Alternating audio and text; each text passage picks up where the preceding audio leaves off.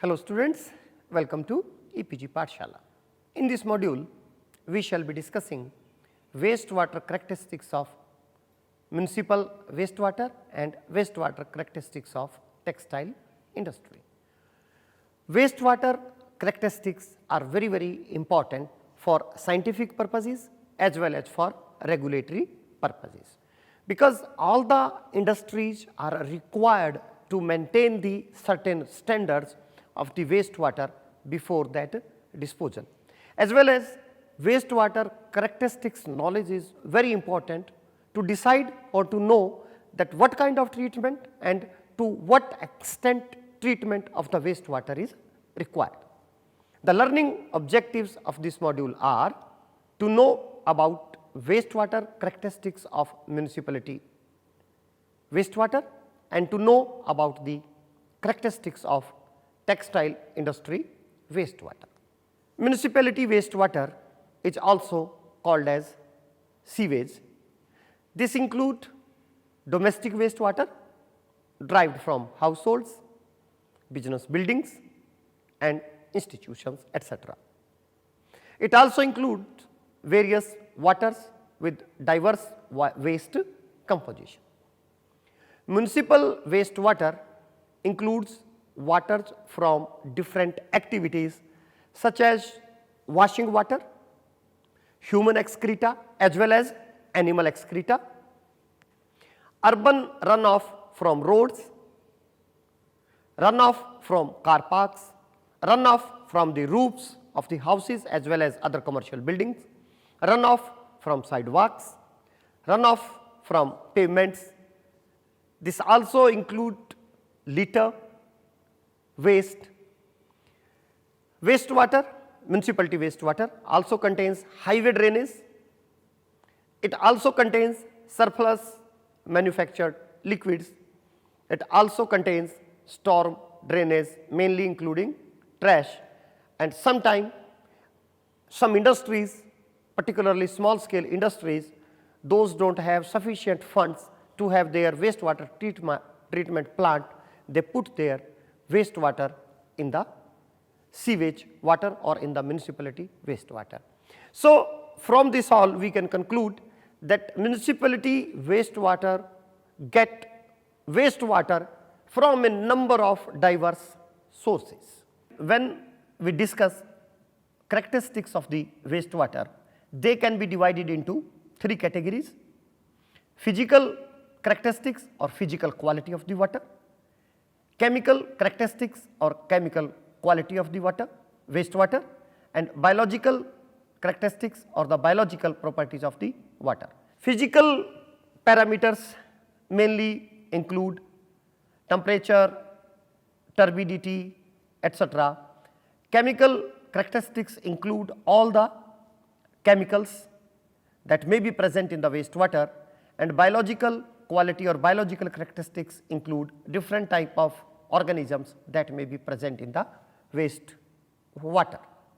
This table shows the typical composition of untreated domestic wastewater. The concentration has been given in three different levels, and these levels are weak, medium and strong. So, the suspended total solid level in the domestic wastewater may be in the range of 350 to 1200 milligram per liter, whereas total dissolved solids may be in the range of 250 to 850 milligram per liter, and suspended solids may be in the range of 100 to 350 milligram per liter. Settleable solids content in domestic wastewater may be in the range of 5 to 20 milligram per liter. BOD 5 at 20 degree Celsius may be in the range of 110 to 400 milligram per liter. Total organic carbon in the domestic wastewater may be in the range of 80 to 290 milligram per liter, and COD may be in the range of 250 to 1000 milligram per liter. Dear students, you will find that usually in all wastewaters COD is higher than BOD. Please try to find out the reason that why COD is higher than the BOD in the waste waters. As far as nitrogen is concerned, nitrogen content in the domestic wastewater as total nitrogen may be in the range of 20 to 85 milligram per liter. This can be further fractionated as organic nitrogen and inorganic nitrogen in the form of free ammonia. Organic nitrogen content may be in the range of 8 to 35 milligram per liter and free ammonia may be in the range of 12 to 50 milligram per liter. Then phosphorus, total phosphorus may be in the range of 4 to 15 milligram per liter in domestic wastewater. This can also be further fractionated as organic phosphorus and inorganic phosphorus. As far as chlorides are concerned, chlorides may be in the range of 30 to 100 milligram per liter. Sulfates may also be in the range of 20 to 50 milligram per liter. Alkalinity as calcium carbonate may be in the range of 50 to 200 milligram per liter for untreated domestic wastewater. Grease and oils may be in the range of 50 to 200 milligram per liter. VOCs, that is volatile organic compounds, may be in the range of less than 100 to more than 400 milligram per liter. Total coliform may be in the range of 10 raised to power 6 to 10 raised to power 9 CFU per 100 ml of untreated domestic wastewater. So, these are some of the general characteristics of untreated domestic wastewater. In addition to that, if you are interested in heavy metals or pesticides, those characteristics you may find from different research papers depending on your interest. You know that urban areas are growing in time and space with increase in population. Along with that, sewage network is also increasing. In 2001, share of class 1 cities in total Indian urban population was 64%. Since urban population is increasing and domestic waste and domestic water consumption is more, and thus wastewater generation is also increasing in such areas. In addition to that, with the economic development, the sphere of activities of man is increasing, that is also adding to the wastewater generation. National average per capita water supply is 179 MLD. Water supply in class 1 cities is 44,769 MLD in 2008. Total water supply of class 1 cities and class 2 towns in combination is about 48,000 MLD. This table shows the effluent discharge standards for sewage treatment plants. The treated wastewater should have pH in the range of 6.5 to 9. BOD should not be more than 10 milligram per liter. COD should not be more than 50 milligram per liter. TSS should not be more than 20 milligram per liter. Ammonical nitrogen should not be more than 5 milligram per liter, and total nitrogen should not be more than 10 milligram per liter as nitrogen, and fecal coliform should be less than 100 mpn per 100 ml. In minimum Indian national standards, the standards have been given for different sources also, that where the wastewater is to be disposed. I suggest you please read them also. Second component of this module is study of the characteristics of wastewater of textile industry. Textile and clothing is one of the largest and oldest industries present in the world. In India, textile units are scattered all over the country and constitutes one of the country's major export sectors. India makes a major contribution to world trade in cotton yarn, accounting to some 25% of the total. Tamil Nadu, Gujarat, Punjab and Maharashtra are among the states which have large number of textile industries, amounting to 895. That is about 81% of the total industry. Let me try to understand the manufacturing process in the textile industry.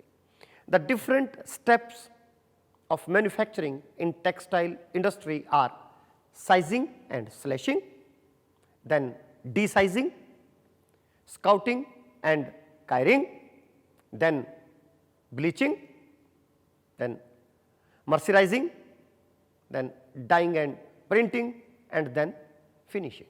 From these all steps, wastewater is generated. This table shows the average water consumption in different fabrics. According to Mustafa 2008, for the processing of wool, on average 285 cubic meter of water is required per ton of the fabric material.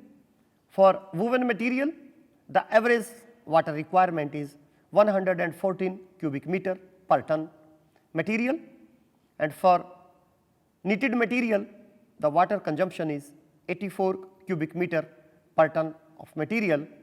For carpet fabrics, average 47 cubic meter per ton material is the water consumption, and for stock and yarn, average 100 cubic meter per ton of material water is required. For non-woven fabrics, on average 40 cubic meter per ton of material water is required, and for felted fabric finishing, on average 213 cubic meter per ton of material water consumption is required. From this table, one thing is clear, that in textile industry, water is consumed in huge quantities. Let me study the different categories of water pollutants found in textile wastewater. First one is color. In the textile dyeing process, there is always a portion of unfixed dye that gets washed away along the water, and these dyes provide color to the water bodies, in which, if untreated, textile wastewater is disposed, and that may affect the aquatic flora and fauna and other uses of the water of that particular water body. This table shows the types of the dyes and the unfixed dyes or unutilized dyes for different type of fibers.